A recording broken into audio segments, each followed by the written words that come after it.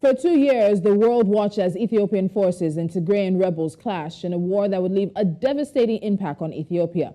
The outbreak of the conflict in Tigray triggered a refugee and displacement crisis. The United Nations says the war displaced more than 2 million Ethiopians and left more than 13.6 million people dependent on humanitarian aid in northern Ethiopia. It also plunged hundreds of thousands of people into near-famine conditions.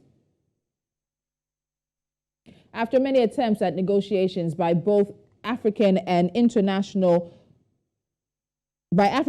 international teams, a peace deal was signed in November by representatives of the Ethiopian federal government and the Tigray People's Liberation Front after peace talks led by the African Union in South Africa.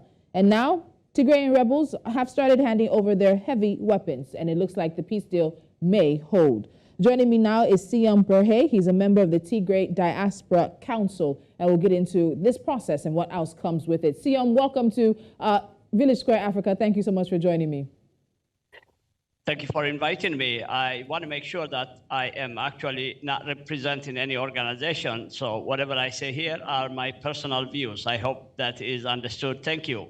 That's very well understood and taken. So let's look at this process now. It was, I think, Article 6 of the agreements that actually laid out how the weapons would be handed over, which was meant to happen within 30 days of having the agreement signed. But the disarmament of the rebels is a very key part of the peace deal. So why do you think this is such an important part of the deal that was signed? Thank you for that question. First of all, I want to make sure that peace is looked at not from the elite here in the foreign countries or even in the countries, but the people, the mothers, the children. So peace is extremely important for both Tigrayan and Ethiopians. Having said that, one of the most important deals was disarmament of heavy weapons. But there is another piece that is included in there. The non-Ethiopian Defense Force armed forces, they don't mention Eritrea, but that means Eritrea and Amharan forces are also to leave at the same time that the TDF is handing heavy weapons. Now, we are seeing one, but we don't see the other one.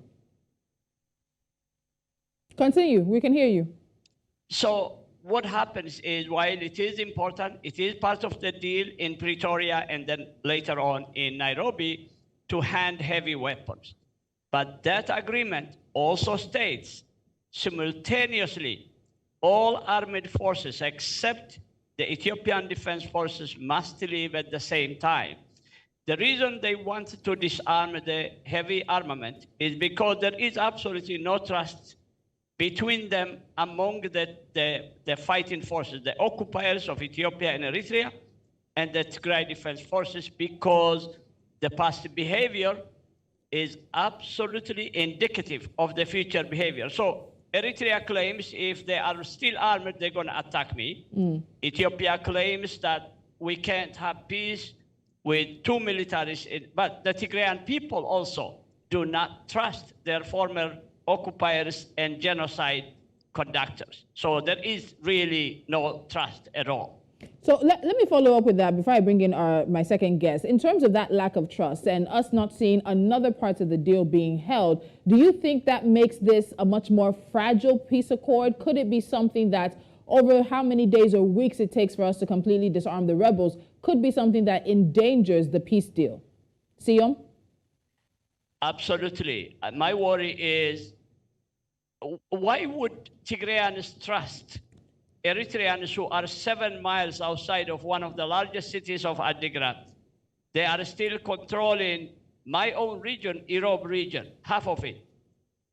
The Amharas control western part. So how can you put your armaments down when the enemy is actually pointing the gun at you? This is a bizarre situation. So I have a real worry that this peace might not work because, again, the second part of the deal is not being taken seriously.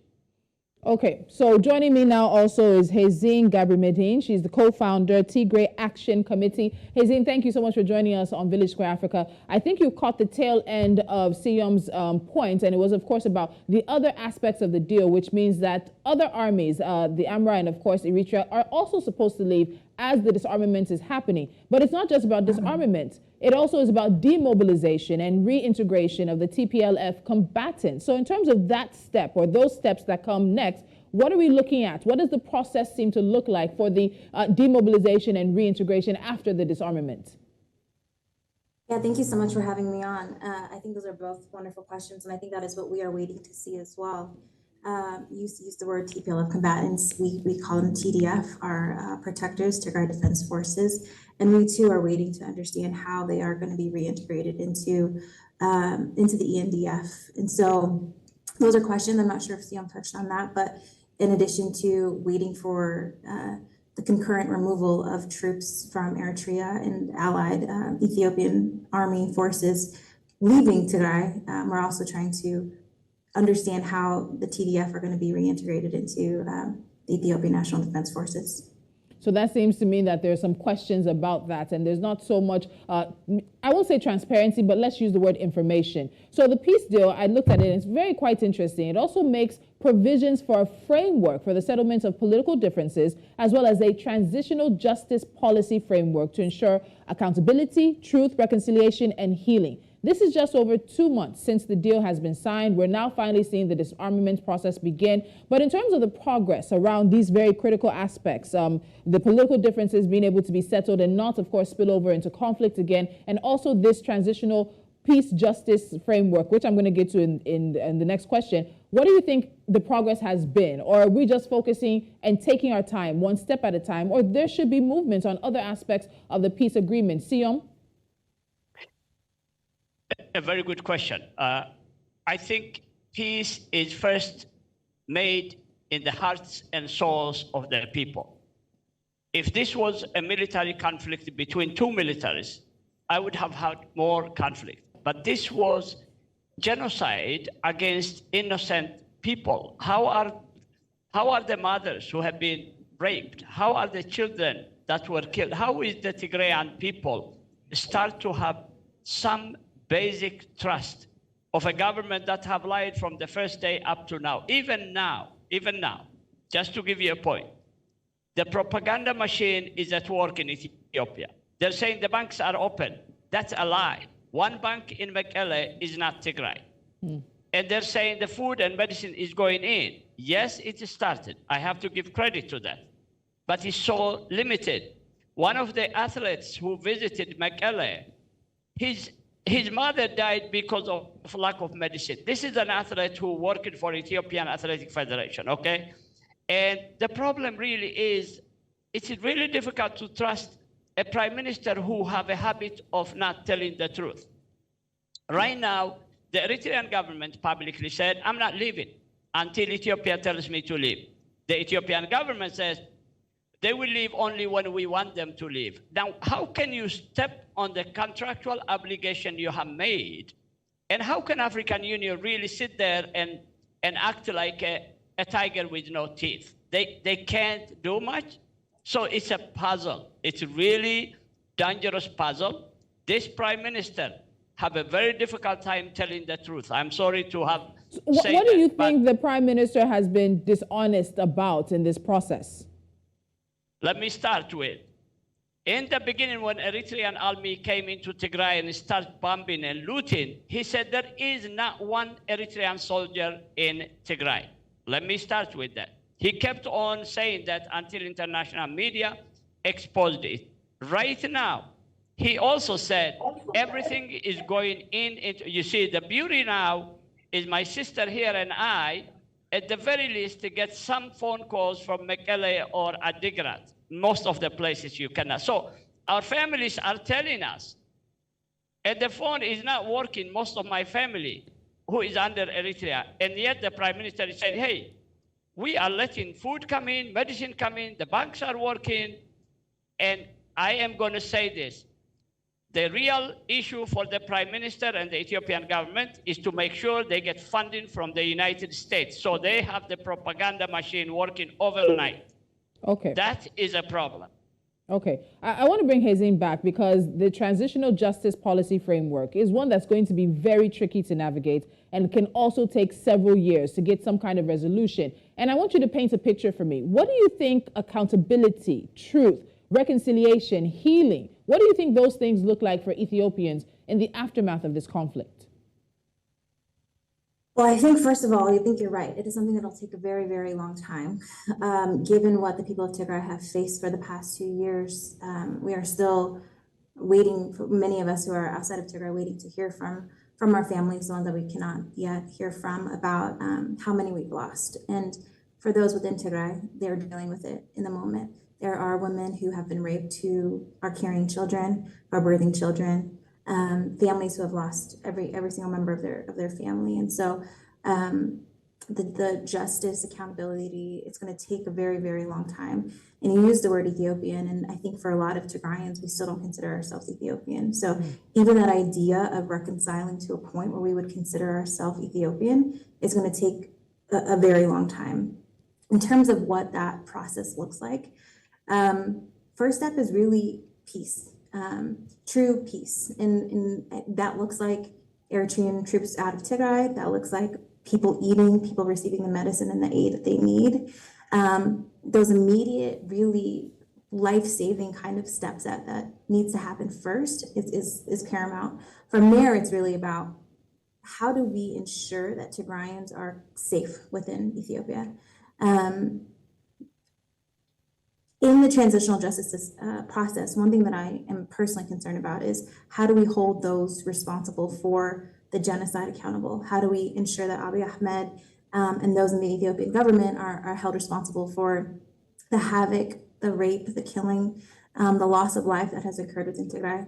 And I think that for Tigrayan, that part of it is going to be very much needed to feel that justice has been served. But it will take a very, very long time to reintegrate back into the future of what Ethiopia will look like. Before you joined us, Siom mentioned a few concerns he had in terms of whether or not the peace deal will hold. And I quickly want to ask you about that before I wrap things up. Do you think this peace deal will hold? We see, of course, as you said, the TDF now starting to lay down its arms as part of the peace deal. But Siom did point out that there are other aspects around that disarmament and demobilization that have not come to be. So this seems very fragile, maybe not tenuous, but a bit fragile. Do you think it will hold? I hope it will hold.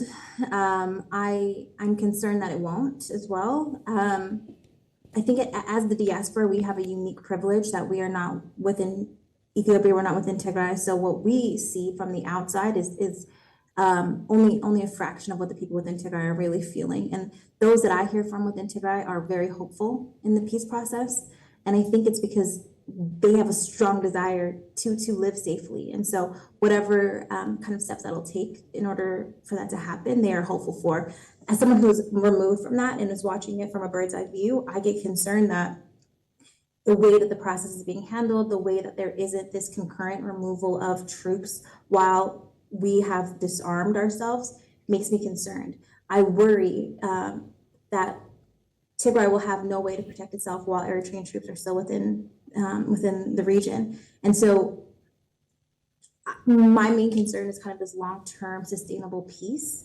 And for that reason, there are issues within the peace process, within the cessation of hostilities agreement that make me fearful that it won't hold. Okay. Yet I want to have the same kind of hope, the same kind of faith, the faith that the people within Tigray have. And so to me, their voice are more important. And if they are saying that they're hopeful in this process, then that gives me an extra level of hope.